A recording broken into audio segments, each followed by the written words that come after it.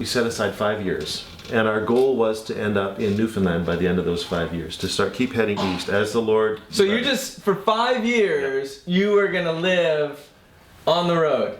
That was what we set out. Lights so bright.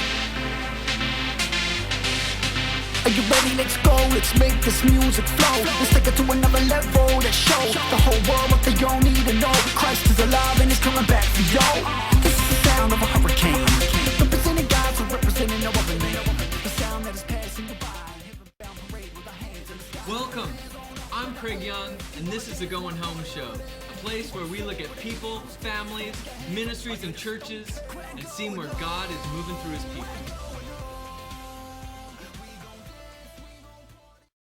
So we became a part of what I felt was several movements in the nation that were starting to retake Canada for God. We've now got a program that has about 200 students. We teach everything from ballet, tap, jazz, hip-hop, contemporary. We even have what we call creative dance classes, which are actually in the direction of a worship dance class. Was there anyone that was saying to you guys, like when you were making that step from going from Rise Up to moving on from that, was anyone saying like, what are you doing? You're crazy, look what's happening? Pretty much everybody.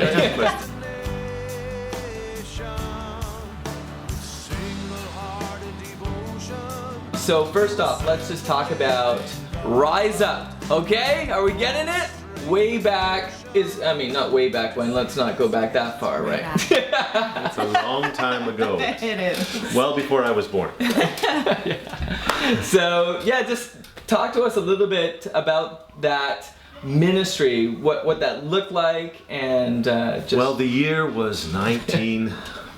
Well, 87 when it started. 86 when we had our first experience at summer camp, when a whole bunch of young people at camp, students, decided they wanted to follow Jesus. The next year, we started putting together a follow-up program to what was going on at summer camp, and that really exploded into a weekly youth experience, which was worship and singing songs and doing discipleship, small groups. It was really a simple program, but there were hundreds and hundreds of kids that came. And so they were coming from all over. Like this wasn't, a specific church. This was like just let's get into God. Well, and what we thought was going to be just the kids who were giving their lives to the Lord and hanging out with them and encouraging them and teaching them a bit more from the Bible or, biblical things.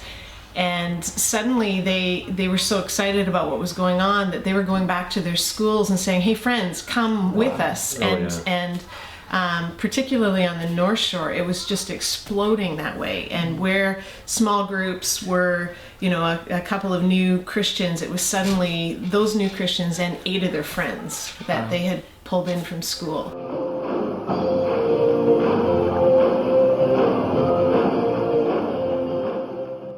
Okay, so talking more about Rise Up. So what happened next? Did it continue on? Did you guys leave to do something new? What happened there? It's a good question. We actually, while we were in the midst of Rise Up, I think we felt, wow, we need to learn more. We want to take this beyond, but we didn't really feel like we wanted to institutionalize this thing into a movement that we could sell books and manuals to all of the youth groups across the planet. That wasn't on our mind. We wanted it to grow, but we wanted to also expand our experience of traveling and doing missions and music in different places. We very much, it was a hard choice to leave Rise Up at the time to go and do this, but we felt very much that there was a whole new thing that God had us heading off on. And part of it was about the nations, and we thought that it would be more about being in other nations. At the time we were with YWAM, we had been to Southeast Asia, we had been to Germany and Bulgaria, and our hearts really were for the nations at the time. But as Russ was mentioning, as we were finishing off our last outreach in Germany, suddenly God started to speak to us about Canada again. Did you have kids at the time? Yeah, we did. Yeah. So ages 2 and 5. Okay, yeah. And so you describe all these places. You're going there with kids, and this is. Well, you know, it's their fault that they were born into our family. I mean, what are we gonna do? Stop? Like, I don't know. No, I hear that. I hear that.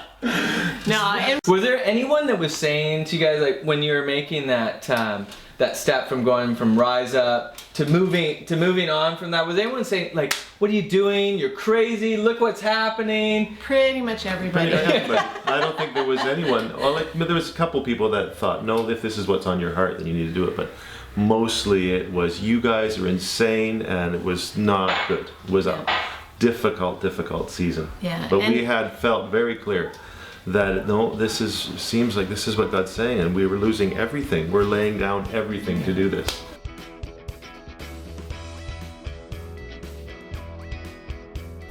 Great. So reluctantly and then excited, you're heading back to Canada. What does God have planned? What does that look like?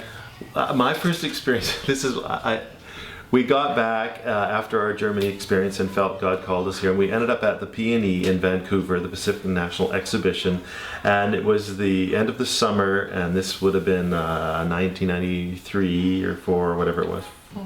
93, and we're all there, and we ended up decided to see the Royal Canadian Mounted Police musical Ride. Excellent. I'd never seen it. You know, okay, we're in Canada, see it.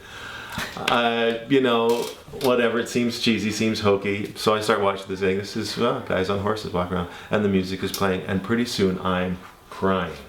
I am bawling, and I realized that this was, and I'm feeling it even, that God said, no, here, and this is your country, and you need to serve here. And so that was like, wow, I've never experienced that before, where it was, we always just sort of moved into doing creative things with Rise Up and all the stuff we were doing, the camp, but this was like, no, calling, here, Wow. this nation. Was very powerful. Probably like the only person in it. Yeah. This is so good. I know, it's just exactly. I'm laughing at myself and I'm crying at the same Totally time. understand.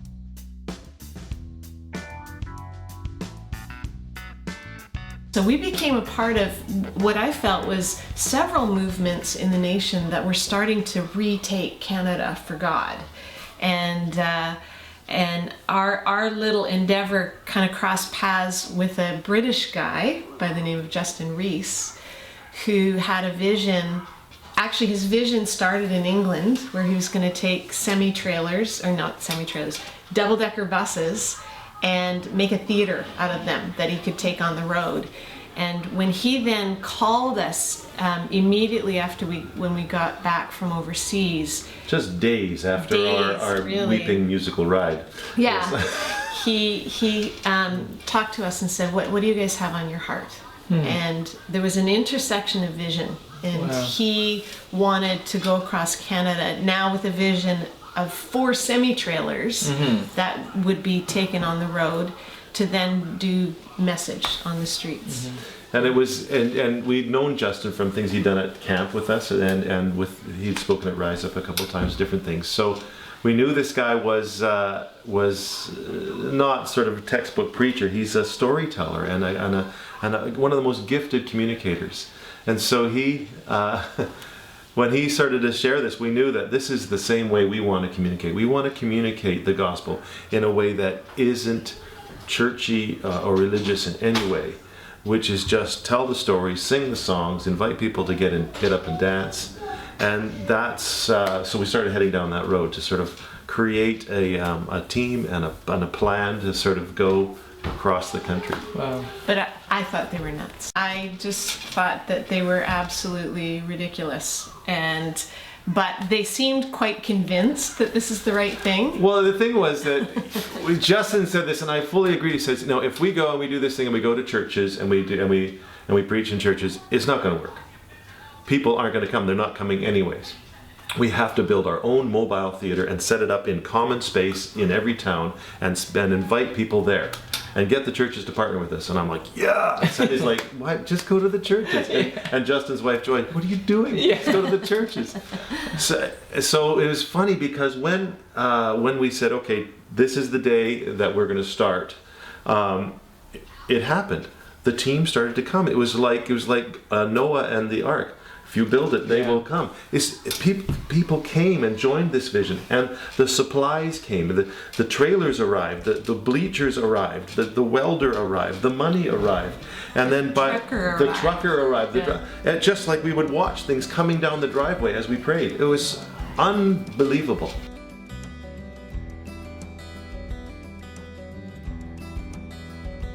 And we went to 52 communities over those years, and we would experience different things. Sometimes you'd move into a community and people really didn't want you there, and we'd have hardly anybody attending our events. We would go door to door to invite people with a little invitation and ask them, if God were here, what would you want him to do for you? And sometimes we'd have real openness, sometimes doors would be shut on us, but pretty much the standard was, wherever we went, that if the church of the community was praying together and working together in unity, it was very easy to do our work. Mm-hmm. And when we would express the heart of God to the community, people would respond. And so in some communities, it was nothing short of revival. Mm-hmm. And people would be lined up even to be baptized, because that was one of the first things that we had as well, was a baptismal tank. And so there was an incredible response from some of the communities. What does that baptismal tank look like? It's an old hot tub. Oh yeah. It was a fiberglass hot tub that was the first piece of equipment we were given before the trucks arrived, and the team was only Rightfully so. 4 of us at the time, 5 of us, because I guess maybe 5 or 6. I can't remember how many were in the team, but it was the first week. Yeah. And we had this thing, I guess we're going to be baptizing. And at first, I remember our first project, we hid the thing. We didn't even pull it out. And finally, it's like all these young people in Aldergrove became Christians. So many of them, and they're having a Bible study every afternoon.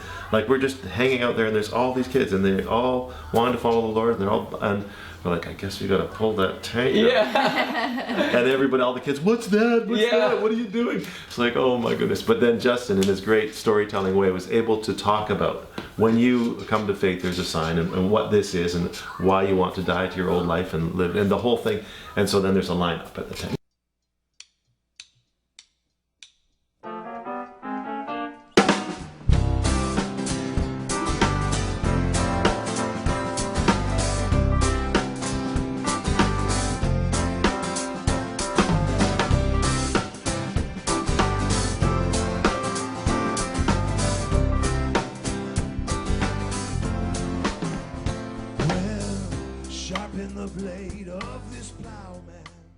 You haven't stopped going on the road. Russ, come on now. Well, I've had seasons, but a few years ago we were given a bus. So I think the Lord is asking me to go back. And Sandy's like, not me. Because Sandy's got a whole other thing which you need to hear about, and you probably know about, as her dance school. But so for me, music has been continued. So after we came back from our Cross Canada thing, we recorded a record called Oil, which was well received and a really cool record. And that from there tried to sort of focus as a musician and songwriter with songs that my heart in it is to try to express my faith, my relationship as just a guy who's had all this experience of journeying with God, and trying to sing songs for just everybody to hear and go, I wonder what that guy's story is. So there are elements of faith, but I don't like being called a Christian musician, because I don't really get what that is. I think we do a huge disservice to the general culture by having this genre called Christian music. I think the fact that it exists is a problem. I get that there should be sacred music for church service. When we get together and worship, there's specific songs that we sing. But this whole genre of, they're Christians, so they do Christian music, and then no one gets to experience these faith songs, What I love about that is, first of all, I want to know who came up with Christian music. Was it a Christian or a, you know what I mean? Because we like to label things, right? Yeah. And then what is that bar? Like, what makes something Christian music or not? Did I hear Jesus? All right, you're in. So when I did this gig at Canada Day, we were on the main stage, or one of the stages at Canada Day, downtown Vancouver, and the stage manager said, I know you're a Christian artist, make sure you don't say Jesus too much.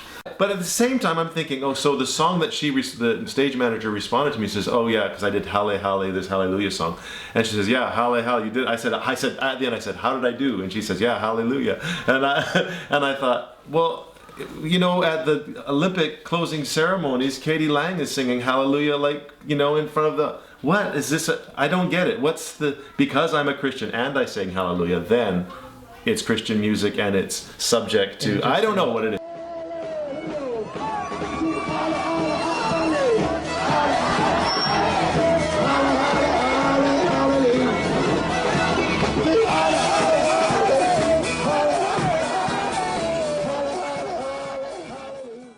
Sandy, talk to us about today. What is happening? When we returned from our cross Canada mission, and actually we did a few other international missions as well after that, one of the things that got deep into my heart is that, you know, we couldn't forever keep doing this and have our kids kind of traipse along behind us. But that would be awesome. Would be awesome. Not so great for the kids. Yeah. And I really felt like they needed something that was their thing. And so I just said, God, you know, help me to figure out what it is that is my kids' thing. And in 2001, I guess, around there, I had my kids enrolled in the local school of dance and was really kind of appalled at how sexual the music was, how sexual the movement was becoming. And my kids at that time were, they were 10 and 13, thereabouts. And I just thought, you know what, I don't want this for my kids. They're dancers for sure, but I don't want it like this. So I actually invited one of my friends who taught hip hop to come and teach my kids and a few of their friends in our living room. And within about a year and a half, we suddenly had 11 dance classes happening out of our living room 2 days a week. Our family life would shut down. We'd put mirrors up in our living room, and we would have anywhere from, you know, a handful of kids to a dozen kids taking dance classes. I love how God takes our passions like that, and it's like, it's not like you came in and be like, you know what, I'm gonna do this hip hop school, and that's it. Or not at all. You know, this not dance at all. school. Yeah, and so what we then did is the property we were living on at the time had a barn, and so we renovated the barn and called our new dance studio then the Dance Barn.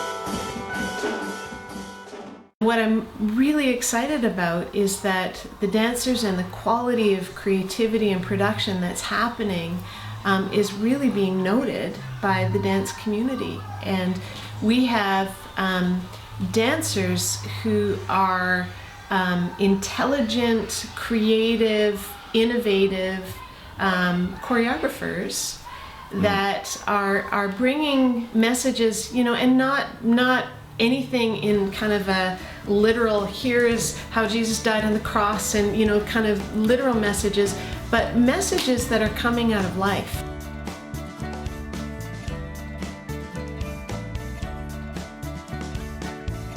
Okay, that's it. The whole story, but we're going. We got the bandwagon out back. You know, the hot tub, we're going. Let's go. We're going on the road. Another 5 years. Huh? Okay, I have one last question. Sandy, Russ, where are you going? We're going home.